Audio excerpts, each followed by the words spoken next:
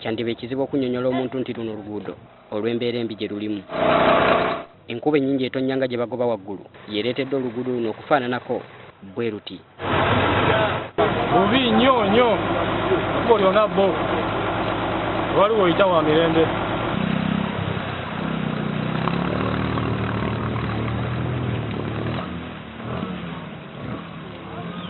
Abasuubuzi ko n'abagoba b'ebidduka basazeewo kupaakinga emmotoka zaabwe nga bwe balinda oluguudo luno okukala okusobola okuyisaawo ebidduka byabwe.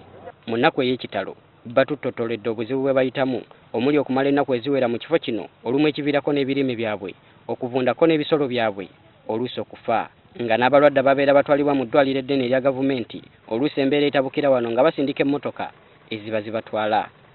Muyinza okumalamu n'ewiiki emu n'ekitundu okuva obuvivu embala okutuuka e Karamoja.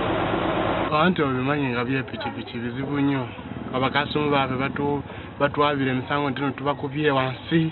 We are not sure whether we are going to have a good harvest because there is flooding all over the place, especially in the downer parishes of Fumbula, Bwabwala and most parts of Bukalu sub-county. There's a lot of flooding. Wiki namba wagala kutaba mukolo operation mutwale mbali kisoka. Batwali mukubona bona kwenyine. Kuoli hapa. Bagamba nti gavumenti tefudde ku kyakukola nguudo eziri emabbali w'ekibuga naddala nga zino ezitambuza ebyamaguzi ebingi era ezigatta disitulikiti emu ku ndala. Kubanga disitulikiti eziwerako emmotoka zonna za disitulikiti zonna ziyita kuno ogenda eno. Ezitwala emmere zitwala ki. Era bano beewuunya oluguudo luno obutabaako mukutu gutwala mukoka ng'embeera eno ebadde bw'eti okumala ebbanga.